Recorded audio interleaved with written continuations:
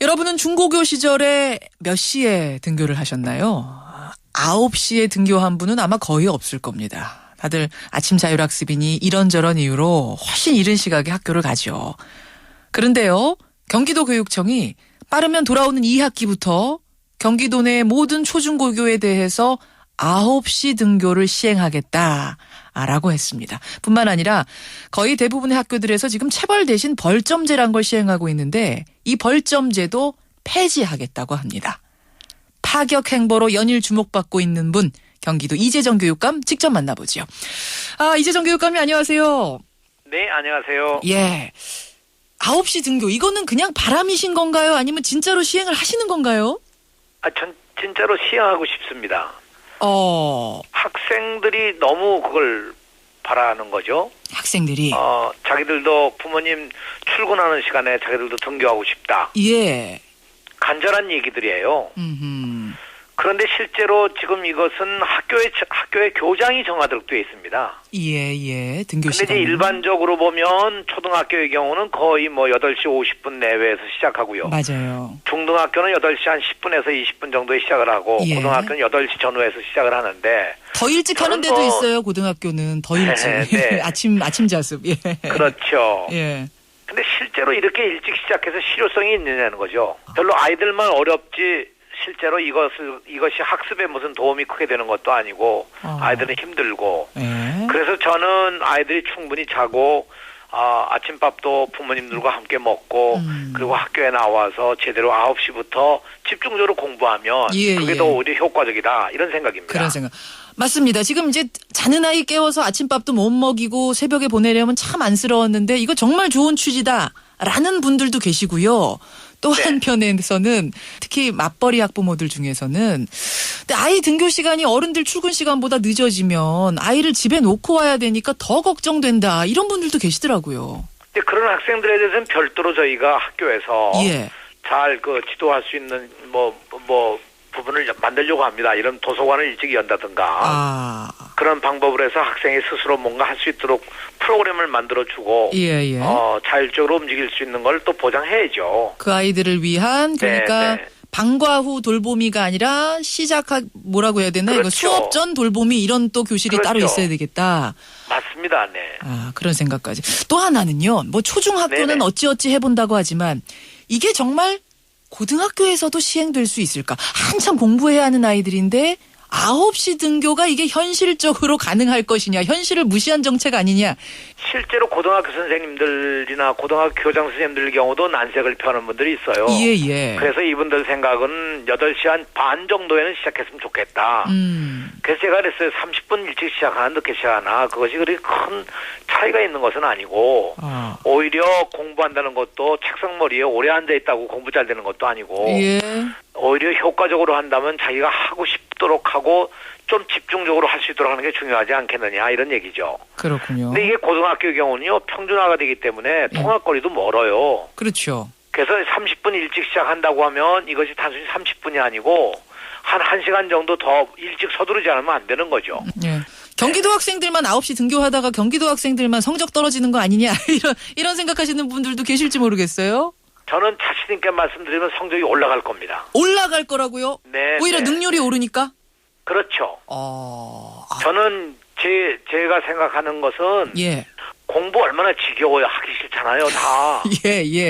그러나 공부를 어떻든 즐겁게 할 수 있도록 만들어주는 게 중요하지 않습니까? 그렇죠. 그러면 대부분 아침에 오는 아이들이요, 다 개수무례 해가지고 힘들어가지고. 그렇긴 해요. 옛날 생각하고. 제대로 식사도 못하고 오고, 더 중요한 거는요.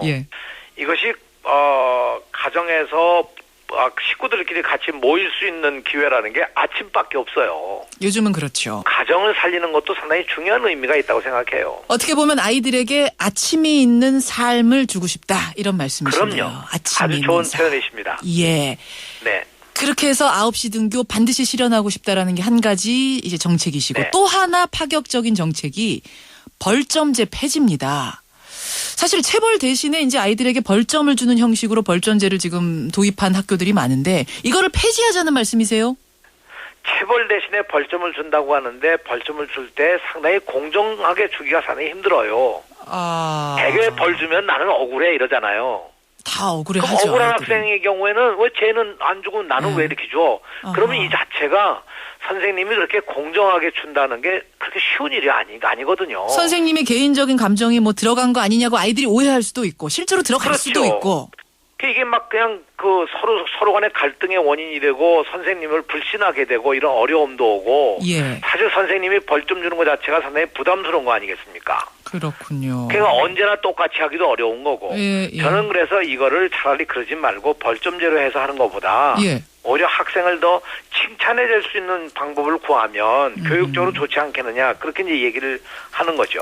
근데 교총에서 입장을 냈습니다. 이 벌점제에 대해서는 즉각 중단돼야 한다. 왜냐하면 이 벌점제라는 게 무조건 나쁜 게 아니다. 좋은 행동하면 상점 받아서 벌점을 상쇄할 수도 있는 거고 또 남에게 피해를 주거나 규칙을 지키지 않을 경우에 이런 벌점, 그러니까 제재를 받을 수 있다는 것을 교육시키기에도 이거는 의미가 있는 건데 왜 무조건 비교육적으로만 보느냐? 어떻습니까? 그건 제가 그 교총 선생님들도 만났어요. 그러셨어요. 만나서 제가 이 말씀 드리면서 예. 학생들에 대한 평가라든가 이런 것은 정말 학교가 자율적으로 예. 정말 학생들을 사랑하는 마음으로 어떤 벌을 주든 준다고 하면 문제가 아니겠지만 예. 이것이 국가 정책이 돼가지고 위에서 내려보내서 이런 걸로 해가지고 상벌제를 두고 이렇게 하는 것 자체가 저는 별로 교육적이 아니라는 거죠. 지금 정말 얼마나 학교가 다양해요. 그렇죠. 도시에 있는 학교, 농촌에 있는 학교, 뭐 신도시에 있는 학교, 또 뭐 이 작은 학교, 큰 학교, 학급마다 다르고 다 다릅니다. 예. 그럼 다른 데서 학생들을 지도하면서 똑같은 체계의 어떤 학생 생활 평점제라고 해서 벌점을 준다고 하는 것 자체가 그렇게 썩 바람직한 일 아니고 상황에 따라 또 다를 수 있거든요. 예. 그래서 저는 이런 것을 정말 자율적으로 학교와 교사들이 자율적으로 어떤 대안을 만들어서 가자.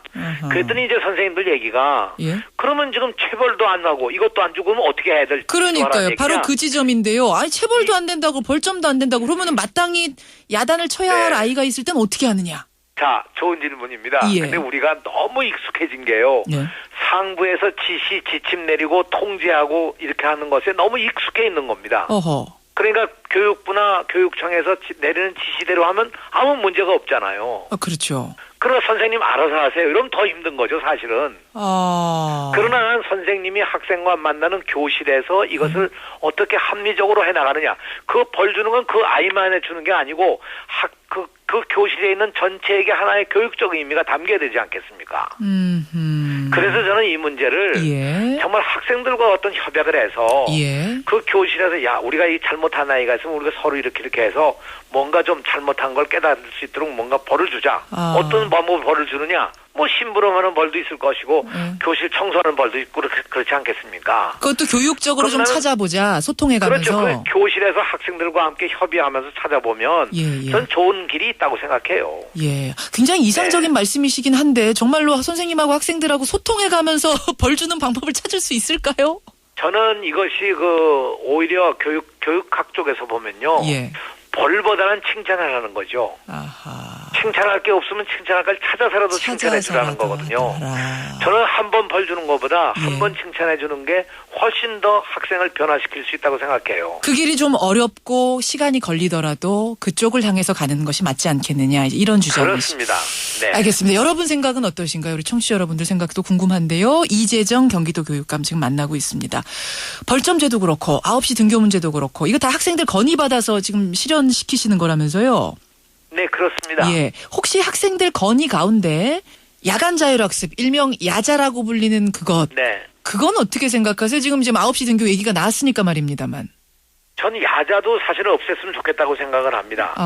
그보다는 오히려 야자 시간에 학생들이 정말 신나게 할 수 있는 예를 들면 자기 취향에 맞는 뭐 운동을 한다든가 음악 악기를 다룬다든가 그림을 그린다든가 또는 여러 가지 그 방법들이 있지 않겠습니까? 또는 뭐 동아리 활동을 한다든가 그래가지고 더 오히려 활력을 얻게 되면 야자 시간에 어거지로 책 보고 공부하는 것보다 훨씬 더 중요한 그 에너지를 얻지 않을까. 네. 네. 야자도 그러면은 폐지할 생각을 하시는 거 고민 중이십니까? 저는 그것도 대체할 대체할 어떤 방향을 좀 모색하고 있습니다. 그냥 그러시군요. 무조건 폐지가 아니고 이걸 어떻게 좀 바람직하게 대체할 수 있는 게 뭐가 있겠느냐는 것들을 아주 제가 깊이 연구하고 있습니다. 알겠습니다. 네. 교육감님 오늘 주제는 아닙니다만 제가 한 가지만 좀 여쭙고 맞춰야겠네요. 네네. 그 안산 단원고 3학년 학생들과 세월호 희생자 가족 중에 고3이 있는 경우에는 네네. 대학의 특례 입학, 그러니까 특별 전형 혜택을 주는 방안이 지금 국회에서 논의 중입니다. 이 형평성 논란이 좀 있는데요. 이거 교육감님은 어떻게 생각하세요? 이거 형평성의 문제가 아니고요. 세월호 사건이라고 하는 것은 어떤 의미에서 보면 6.25 한국전쟁 이후로 처음 있었던 정말 비극입니다. 이게 물론 전쟁하고 비교할 수 있는 건 아닙니다만 정말 우리가 살려낼 수 있는 학생들을 못 살려낸 이 안타까움과 이 고통을 우리 국민 모두가 지금 겪고 있는 거 아니겠어요? 그렇죠. 저는 단원고등학교 희생자 부모들만이 아니라고 생각해요. 그래서 이번 이 사태를 우리가 이렇게 심각한 국면에서 보고 이 학생들에게 이것을 이겨낼 수 있는 어떤 희망을 줘야 되지 않겠느냐 하는 거죠. 아, 동의하시는군요. 단원고등학교 3학년 학생들 거의 공부 못하고 지금도 이 충격에서 헤어나지 못하고 있는 상황이고 그 희생자의 뭐 형이나 누나나 뭐 이런 언니나 이런 경우에 지금 뭐 그 아픔이라는 게 말할 수가 없지 않습니까? 그 현장에서 가서 보면요. 그 부모님과 이 사람들이 겪는 아픔이란 건 누구도 상상도 할 수 없는 거예요. 그래서 저는 이 학생들에게 이 특례 입학을 줘야 된다. 그런 사례가 있지 않습니까? 연평도 포격 사건 때. 있었죠, 한번. 그때 있었거든요. 왜냐하면 그 연평도 포격이라고 하는 것이 정말 이 분단에서 온 아주 비극 아니겠습니까? 그렇죠. 네. 이 경우와 마찬가지로 저는 이런 특례라고 하는 것이 형평성의 문제가 아니고 오히려 형평성을 뛰어넘는 중요한 하나의 그 결단이라고 생각해요. 1% 정원의 특별 전형, 정원 외로 이것은 실행시킬 필요가 있을 것이다라는 말씀. 여기까지 오늘 말씀 듣겠습니다. 앞으로도 경기도 아이들 위해서 열심히 뛰어주세요. 네, 고맙습니다. 고맙습니다. 경기도 이재정 교육감이었습니다.